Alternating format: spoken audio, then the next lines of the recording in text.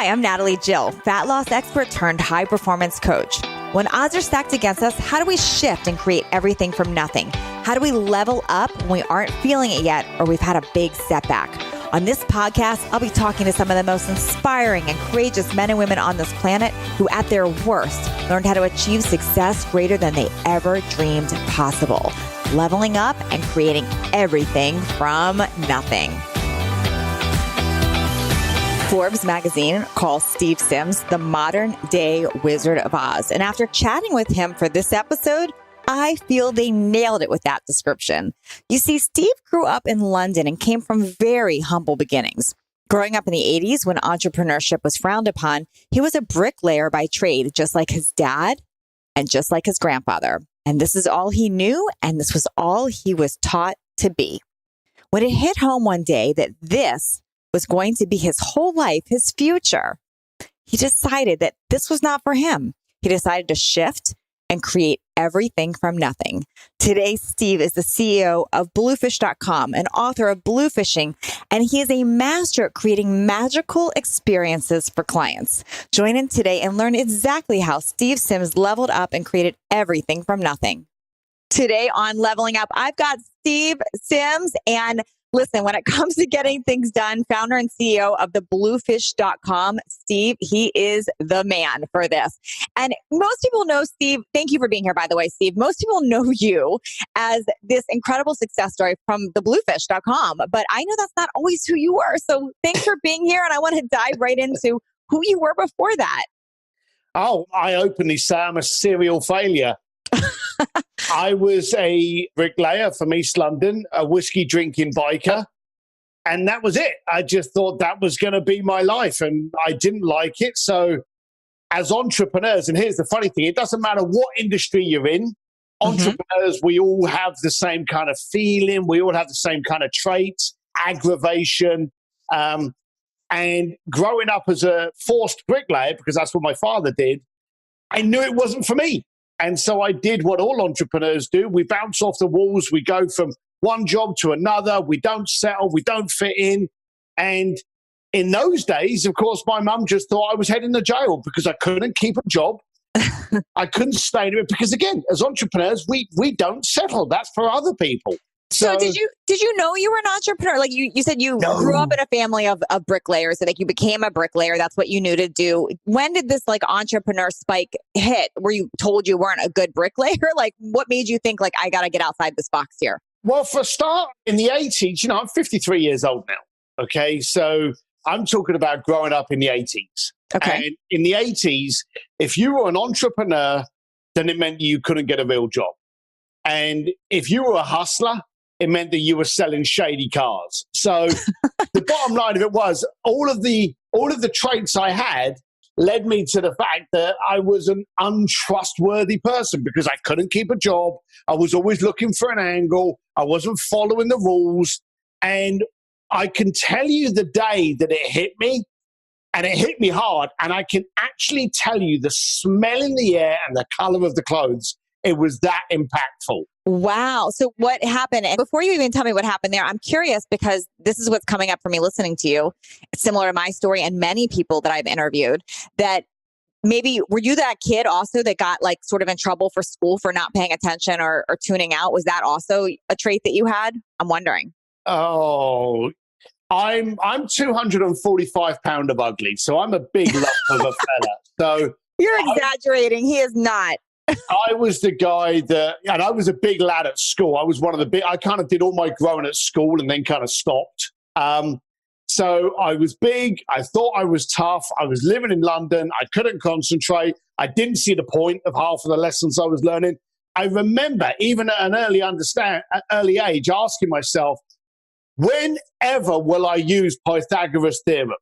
Yeah. I just always asked myself that at the time thinking, when I'm going down to the grocery store and I'm buying my bread, I'm going to go, oh, crap. What was Pythagoras' theorem and how is this going to help me buy my bread? I just never fit in. So I was a danger.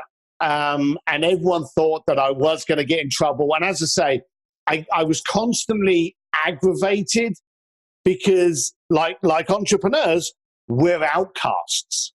And unless we join clubs and communities and meet other misfits who tell us, hey, we're the normal ones, you look around to your pals and you'll go, well, why are you doing that? And they go, well, that's because that's how it's always been done.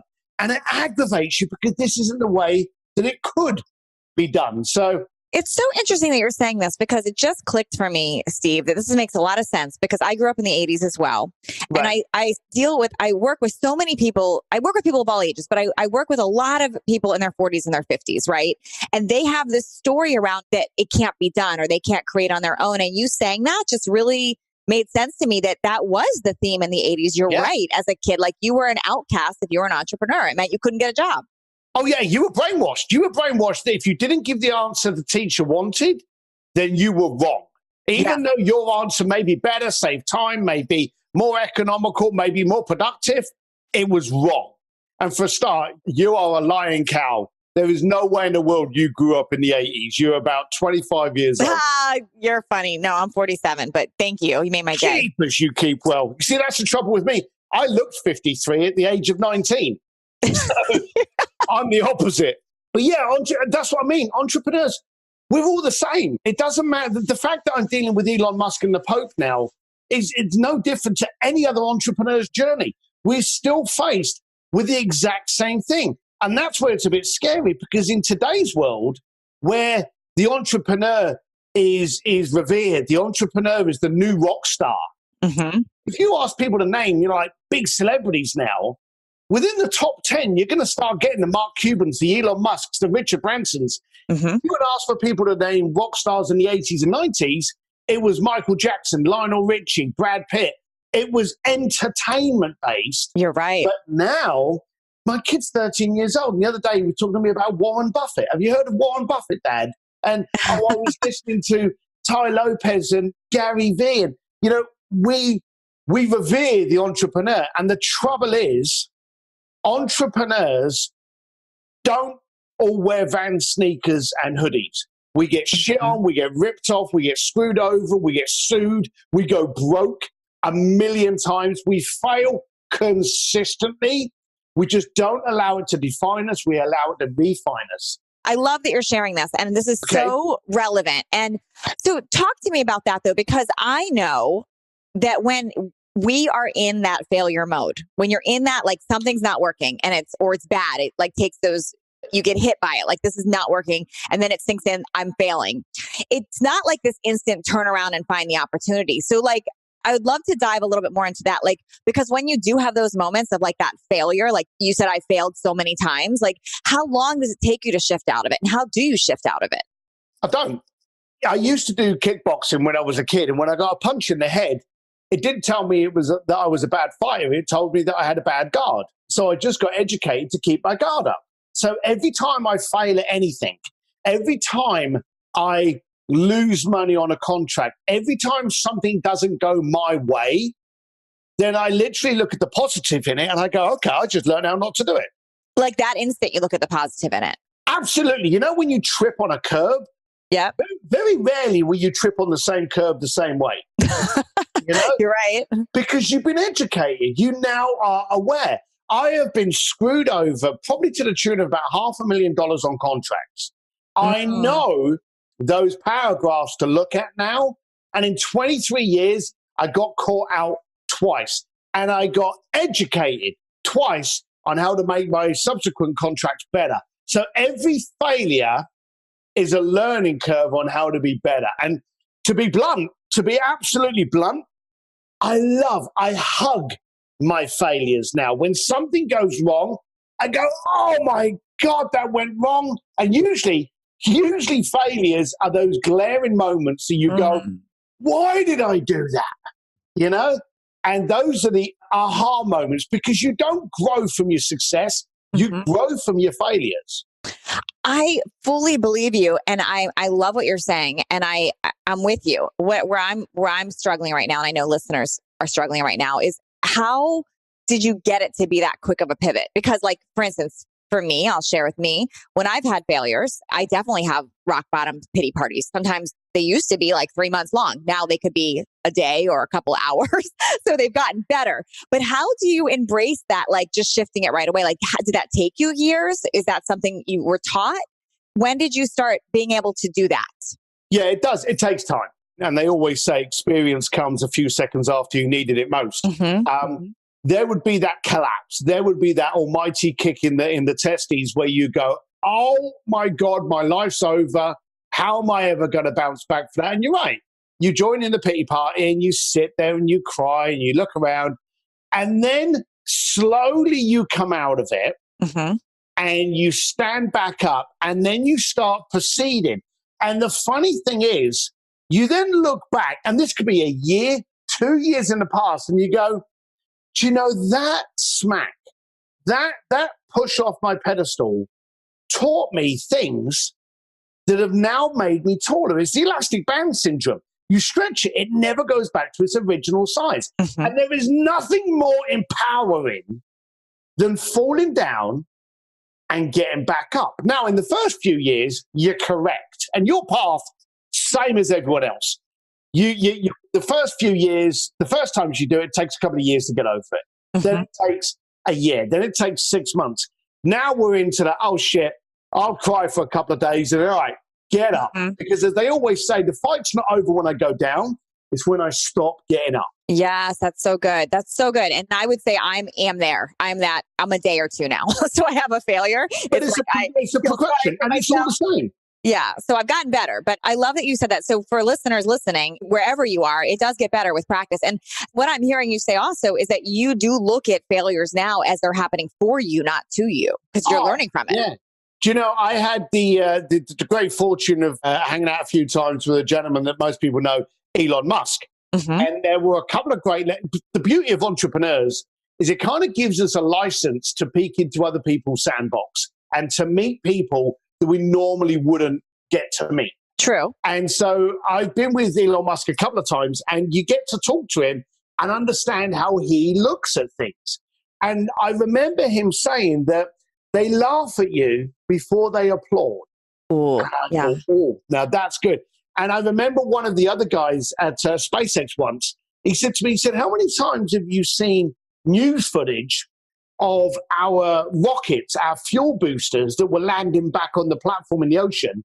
How many times have you seen them land, fall over and explode? And I went, oh yeah, I saw those loads of times. He said, how many times have you seen them since land and not fall over and explode? And I said, I haven't.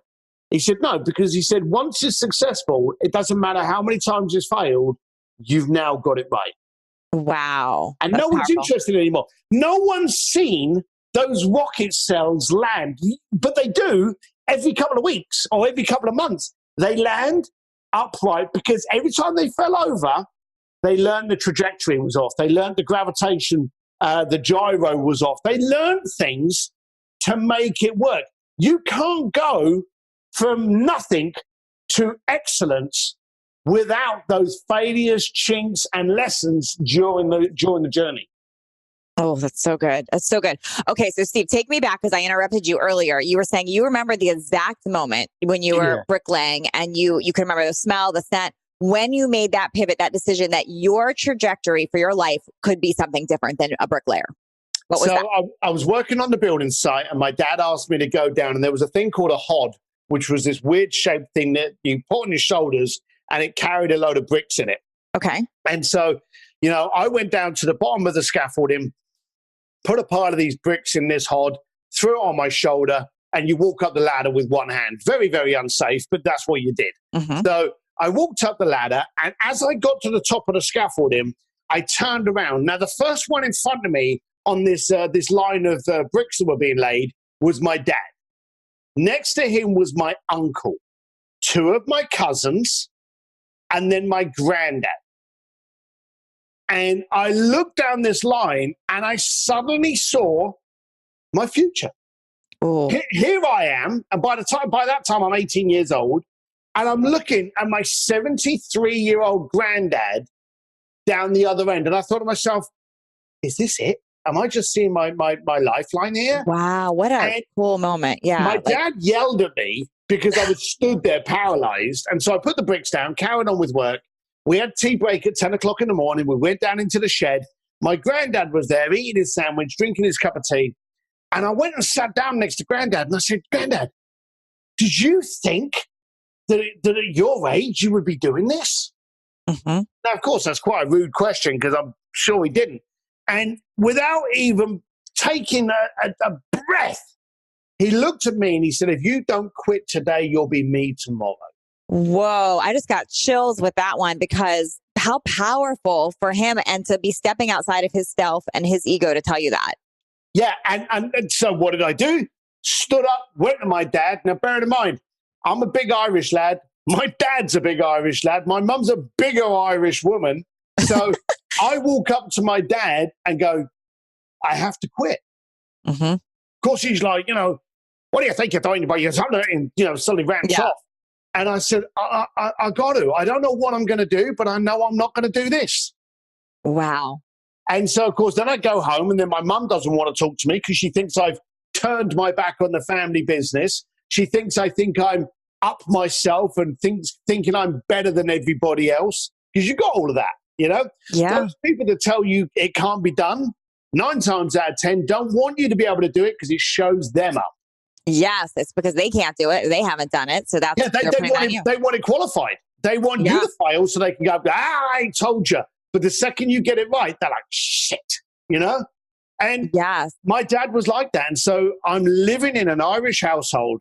And if you think elephants never forget, piss off an Irish person, Oh, my gosh. So I had it. It was a tough 6 months for me. I just tried out. So you didn't know what you were going to do. You just knew you weren't doing that. Yep, and that's what I did. I went from a number of jobs. I was a cake salesman. I was a door-to-door insurance salesman. And if you can imagine me knocking on your door at 6 o'clock at night trying to sell you insurance, that's not a pretty picture. Mm-hmm. I tried so many different jobs, call centers, cleaners, working in factories, driving forklifts. I tried so many different things. And I think my shortest job may have been an hour. I went there and I went, I've done like this. And I left. And my mum's going, you can't do that. I knew that wasn't working. Why do I need to stay there a year to tell me it doesn't work when I know it doesn't work in an hour? So you knew you didn't want to do the bricklaying. You knew you wanted to do your own thing. But what made you, were you doing job hopping just to sort of figure it out? Or were you doing it just to pay bills while you were going to come up and create something? What was your plan? So that gives you the idea that I had a plan. I was a loose rocket, to say the least. Knew I did not work anywhere. I wanted to commit. All entrepreneurs, we want to give it our all. We want to be in. We want to be responsible. But of course, as an uneducated bricklayer from East London, I couldn't find anyone that would give me a chance. I ended up, I think the technical term is bullshitting my way into a job in Hong Kong from London. So they transferred me to Hong Kong. I got fired after one day because they realized that I was a waste of space. I ended up working on the door of a nightclub and I was happy. I was now poor. Bear in mind, I came from an Irish bricklaying firm, so we weren't exactly driving around in Rolls Royces. We had a white van, but I didn't have a lot of money. I was sleeping in an apartment with about 7 other people, most of them roughnecks. That's how I got the place. But I had kind of broken all the strings of attachment. So I was loose to make my own path now. So you were happy because you felt free? Yeah. Anything I was doing today, I didn't have to speak to anyone about it. So that's so cool because I know people listening also, a lot of times I ask somebody, what do they want? What do they want for their life? And the thing that comes up is, I want to be happy. And what you're speaking into right now is being happy is a state. You can decide to be happy. And it sounds like what you did is you shed away the things that were not making you happy. And then you experienced happiness. And I'm imagining that's where the creativity comes from that. I think it did. Well, I remember working on the nightclub because, again, God built me to be big and ugly and to stop people coming in. So I was working on the door of a nightclub in Hong Kong called Neptune's. And you used to have these guys pulling up in front in their Ferraris or in their Mercedes, And you'd get the arrogant tossers that would just come out and just walk into the club. And then you'd get those people that were like, hey, how you doing? Is it a good night tonight? And you'd be like, yeah, it's pretty going crazy in it at the moment. You probably enjoy yourself. Oh, cheers, fella. Thank you. And you got those people. And I noticed there was two types of that affluence. There was those that wanted to show it, and there was those that enjoyed it. Now, I've noticed a lot of people buy Ferraris because they love Ferraris. There's a lot of people that buy Ferraris to impress you. And so being on the door, and I think any service industry, whether you're a waitress, a bartender, a doorman, an Uber driver, you get front row seats to humanity. Yeah. And it's a great way to see what ticks people up and down. And I remember thinking, that guy's cool. I want to be him. And so then what would happen is they would come to the club and I would say to them, hey, not tonight, Billy. And they'd look at you like you were kicking them out. And they'd be like, why? And they'd be like, because you won't be happy. There's a new club that's just opened up around the corner. Colin's on the door tonight. Tap him on the shoulder. Tell him Sim sent you over. He'll let you in there. That's where it's going to be the fun tonight. And they were like, oh, thank you so much. And without me realizing it, what I wanted to do was I wanted to give these affluent, humble, cool people a reason to talk to me. Yeah. So I thought to myself that, the old saying, you're a combination of the 5 people you hang out with. Yes. I was hanging out with whiskey drinking bikers, which is fun, but it ain't going to get me anywhere. So if I could get 4 affluent, close friends in my circle, by default, that's what I would be. That was the entirety of my plan of action. It's just to get those people in your life so you could be that. Yes. That's what you were thinking. Get rich people in my circle. So get rich, cool people. I didn't like arrogance. I didn't like pricks. So I wanted to get rich, cool people in my life. So, and when you say that, I'm assuming it's not so they would give you money. It's just, I'm assuming it's so you can learn how they think and the actions they take. So it's strange where you learn most lessons from. But I remember when I was in London, and typical Friday night, the pub would kick off at about 11 o'clock at night and there'd be a bar fight. And when you're in those fights, you don't step back and work out a plan of action of, I will fight this person, then I will attack this person, then I will go over there and defend my mate getting attacked by.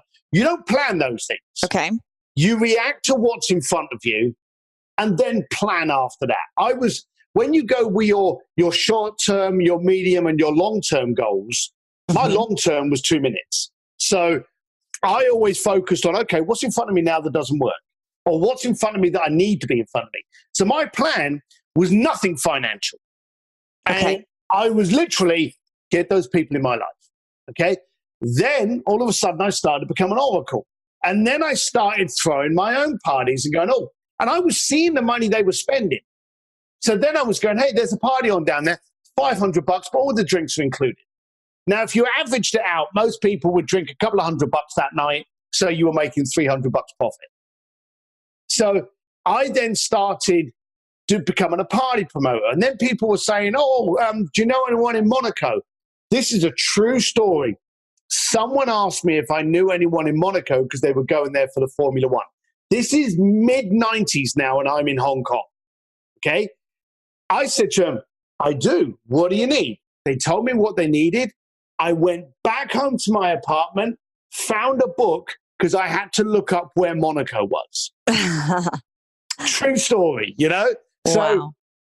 And then I started doing it, and people started moving around the world. I started getting them into different events, throwing events, getting them to meet people, always charging them. And I would always say, hey, you want to do that? Sure, $5,000, $10,000, $100,000.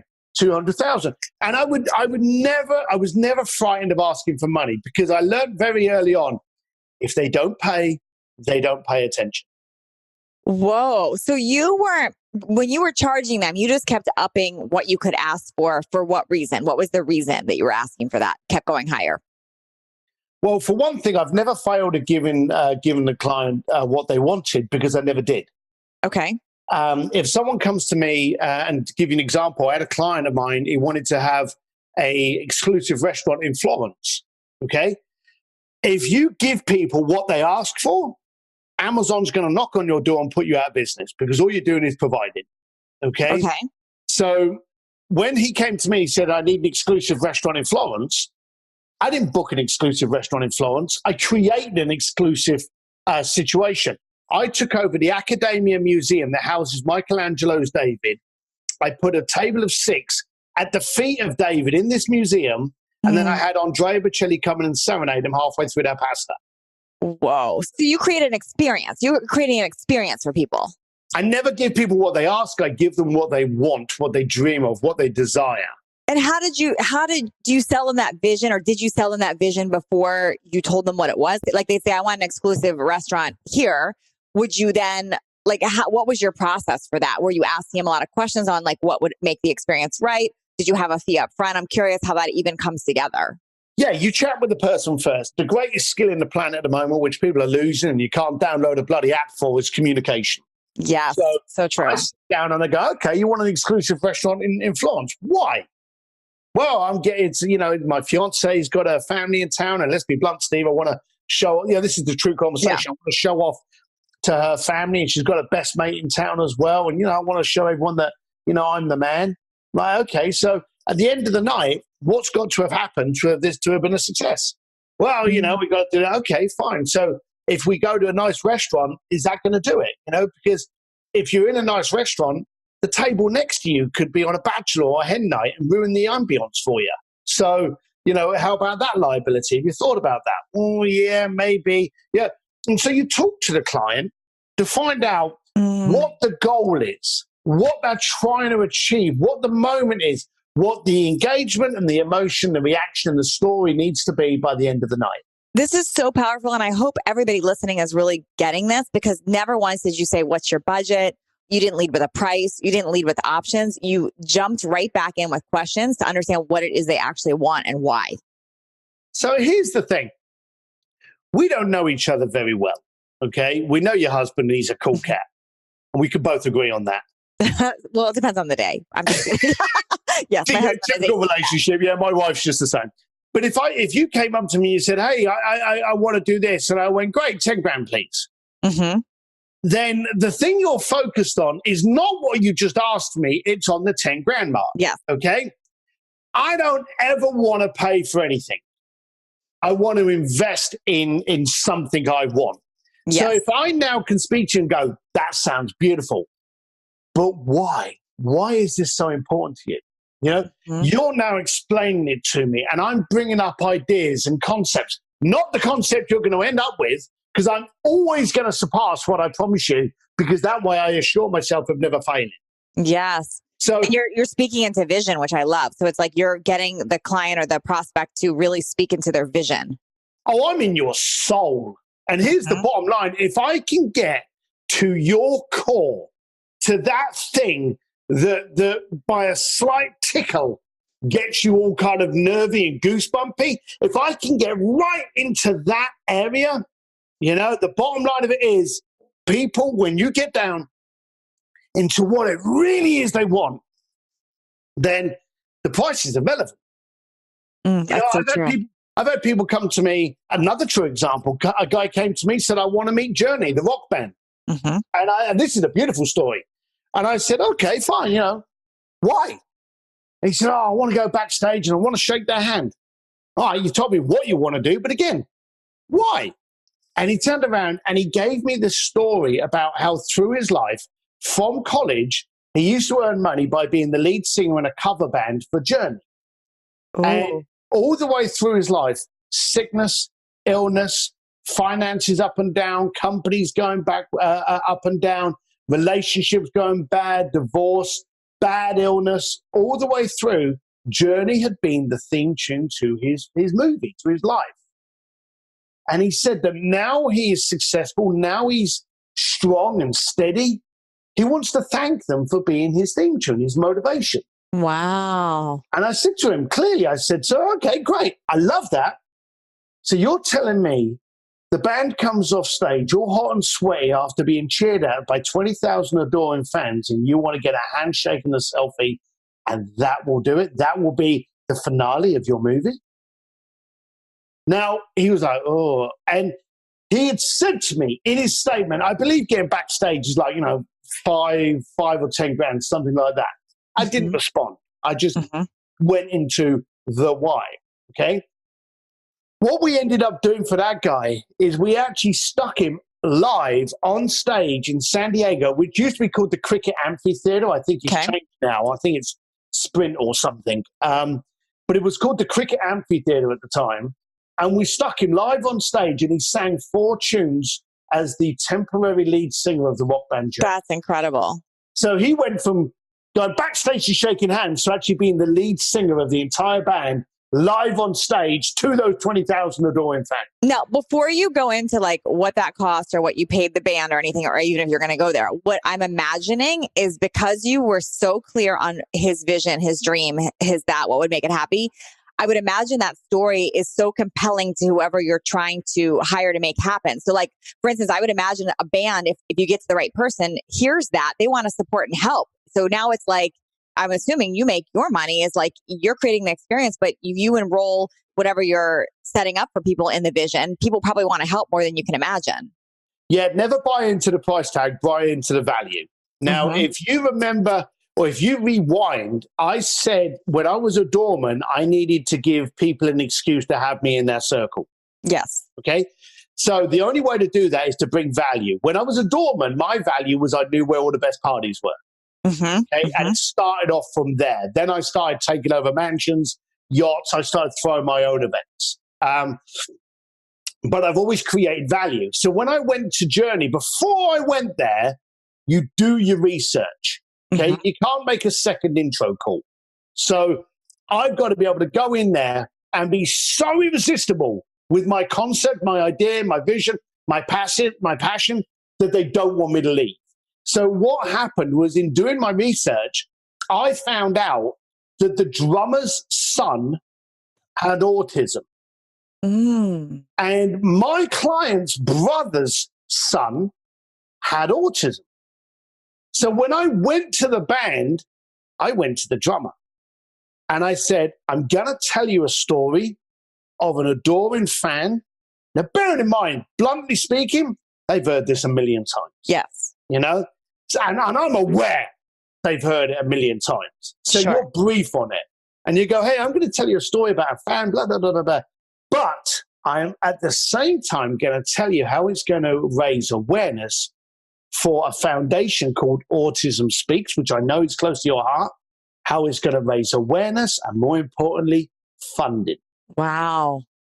And so what we did was we took over the first 5 rows, we packaged it up. You could go along and see this client of ours singing on stage. It was overpriced on the tickets, but the money went to Autism Speaks. Everyone was wearing a badge for Autism Speaks. Every promo flyer, mention of it, raised awareness for Autism Speaks. You could donate to Autism Speaks. You could get a signed guitar, and the funds went to autism. So there was a big benefit on the Autism Speaks, but Journey had just started back on a comeback tour. So I said to him, your manager's going to be happy because you're going to get promotion of you guys being back on tour. Autism Speaks are going to be happy, and you guys are going to look really good because you've satisfied and made a fan's dream come true. So good. I love all of this. And I love the back work on it and the listening and the research and the structure and living in the dream and the vision and giving people what they really need and want versus what they initially say. I think it's brilliant. And I also love, like, you're all about win-win. It's not about just you win, you get paid, and then what happens. You're not about just the customer winning. You're about like everybody winning. Which Absolutely. Is amazing. Absolutely. If only one person wins in a relationship, then you don't actually have a relationship. Yeah. So if both people win, then it grows and it grows and it grows. So cool. And so if you lead with vision and winning, like everybody wins, that's like a big formula for you. And it's incredible. Yeah. And the payment, here's the dumb things. And I told you earlier about the Florence dinner that I did with Andrea Bocelli.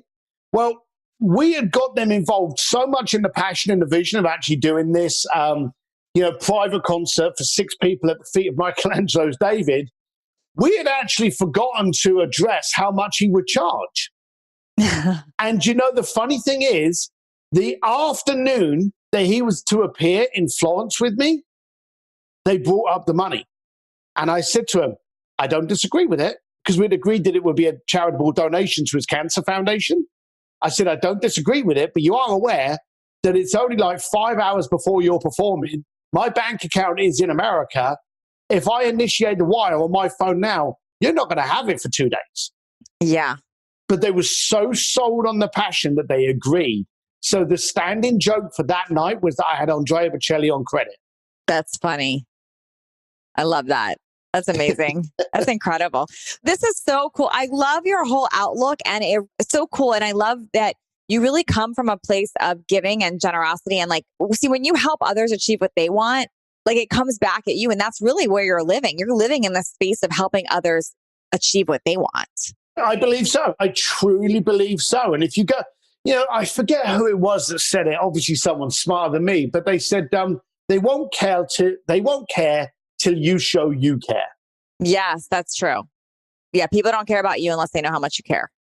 First, absolutely, for sure. Absolutely. They don't care what you know. They don't care what you do. They want to know that you care.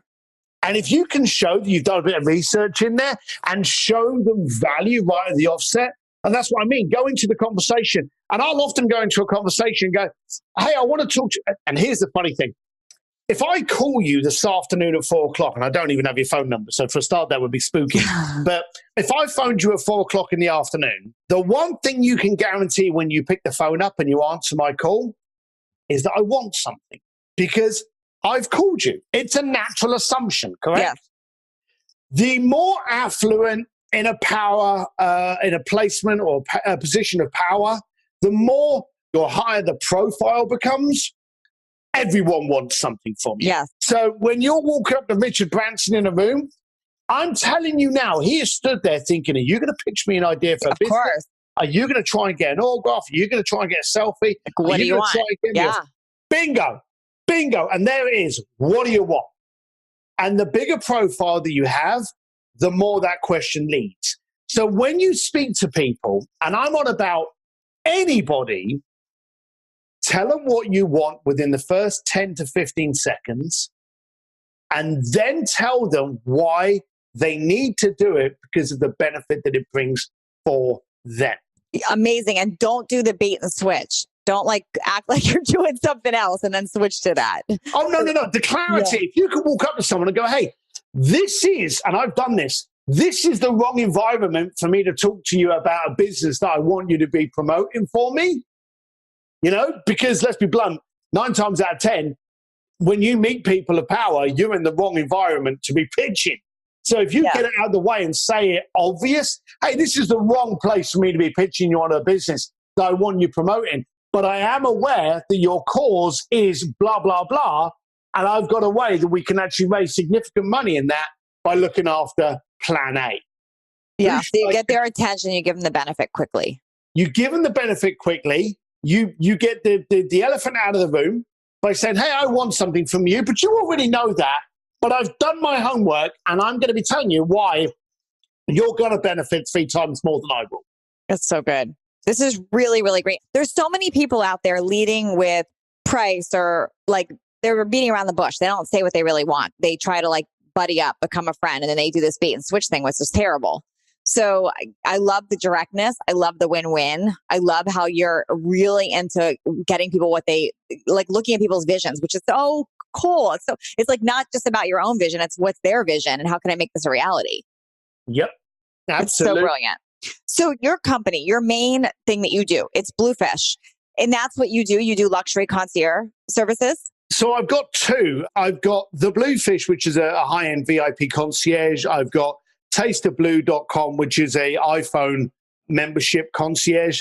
But the one that's really taken off a lot more over the last few years since the book has been stevedsims.com, which is my consulting events. And I really just help people, get all the excuses out of the way. And if they can meet me and go, well, hang on, if a bricklayer from London could be doing this with the Pope, I'm already out of excuses. Yeah, it's amazing. What's your favorite thing to work on for people or to be doing? If you could be living in your passion each day, how are you spending your time? What are you doing?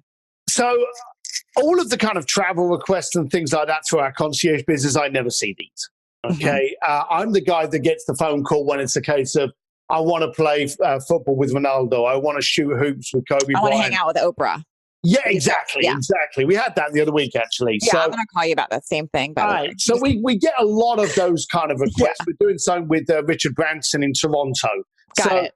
Those are exciting because I want to know the reasons behind why it's so. But those are fun. Yes. And I'm really enjoying the Steve D. Sims element because I'm meeting future millionaires and billionaires and teaching them how to be that, but more importantly, how to communicate with those people so they can get there faster. Yes. I'm finding that really exciting at the moment. It wasn't, when I did my book, the funny story about the book, when I got offered to do the book, Simon Schuster offered me the deal and they said, we want you to do a tell-all on all the rich, powerful clients and what they do. And if I did that, I'd be dead by cocktail hour. Yeah. And then they saw me doing one of my speeches at an entrepreneur event. And then they came back to me and they said, instead of doing a book on what you do, how about a book on how you do it? Oh, so and we were like, oh, that's a lot more entrepreneurial. And so I wrote the book as my way of telling my kids the way I did it. Don't overthink it. Do it. Get going, then get good. And I wrote the book. And to be honest with you, I didn't think it would sell. And I know this sounds horrible to say. And I'm sorry, Simon Schuster, I kind of didn't care either. I wanted it to be my book, and I didn't want there to be any hindrance around it or any shackles or any handcuffs. So I think the first month we sold like 400 copies. The second month we sold 500 copies. And I remember contacting my agent and going, is this good? And he went, no. And I was like, oh dear. And then the following month it was like 14,000. And then it kind of hit number ones. And then the audio book hit number one. And it's just actually got translated.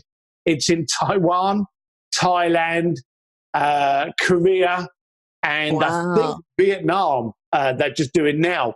But it's gone crazy. So I went from being a really big deal to about 1% of the planet to people actually knowing who I am. I'm speaking on stages literally all over the world. I just came back.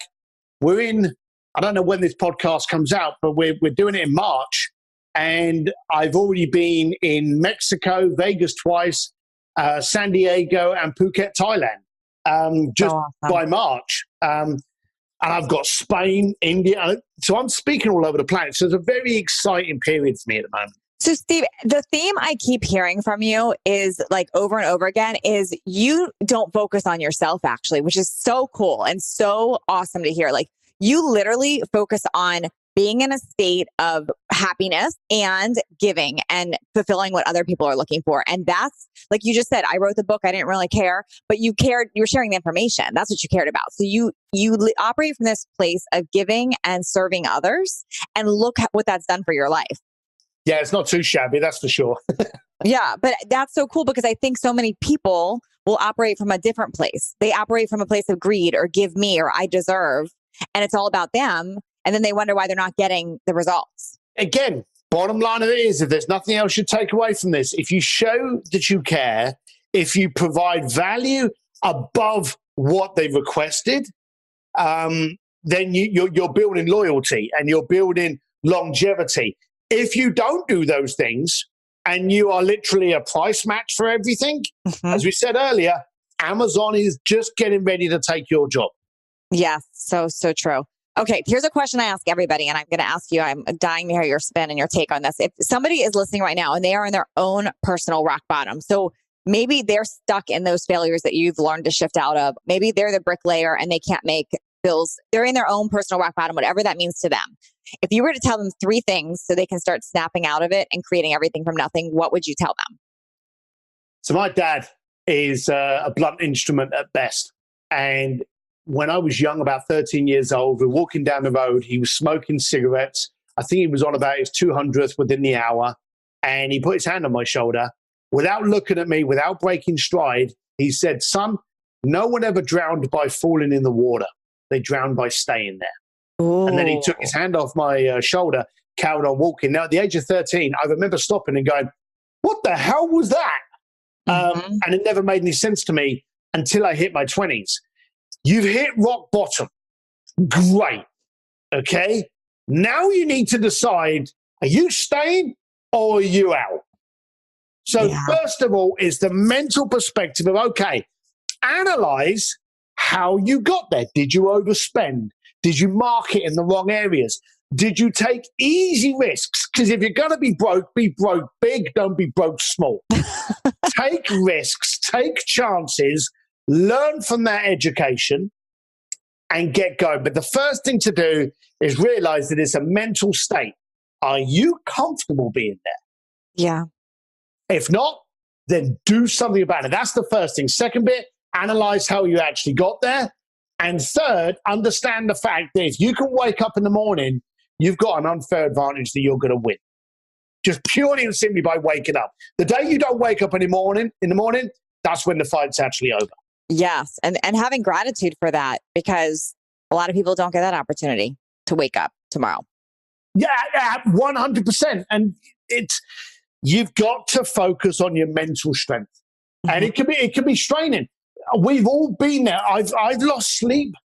And when it's kind of like, Thursday and I've got payroll tomorrow and I've got no money and I'm trying to work out what credit card I can run to be able to cover payroll. And, I'm on my third red letter bill. We've all been there. Those are what earns your stripes to be able to call yourself an entrepreneur. Yeah. Gosh, this is so incredible. Where do you want people to find you? Where do they start? They want to find you, get your book, Bluefishing. And where do they find that? Where do they find more about you? Where do you want them to go?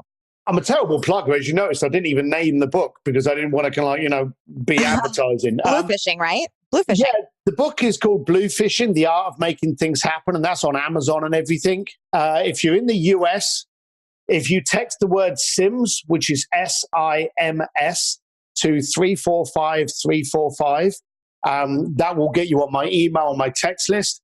But if you just visit stevedsims.com, then you can see my videos and my rants. And I send out emails going, well, this pissed me off and this is why it happened, or this happened and it was really good and I learned from it. So I love to share. That's the best places to find me. Amazing. And then on social media, are you on Instagram, Facebook, all of them? Is there one you focus on more than the other? I'm on Steve D. Sims. And again, it's one M in Sims on Instagram and Facebook. I don't do a lot on Twitter. It just ends up being the same stuff, but I don't check it as much. But the Steve D. Sims is on Facebook and on Instagram. So awesome. Thank you so much, Steve. This was super empowering, amazing. I learned a lot. I know listeners did. Thanks for being here. It's been a pleasure. Thank you. Thanks for leveling up with us today. Please share this episode if you found it helpful so others can join in. And don't forget to hit that subscribe so you don't miss out on future shows. And if you would leave me a 5-star review, I appreciate those so much. I read all of them, and it's how I know that I'm giving you information that you find valuable. And come interact with me over on Instagram at Natalie Jill Fit. I read all the direct messages and comments over there. Make it a great day, creating everything from nothing.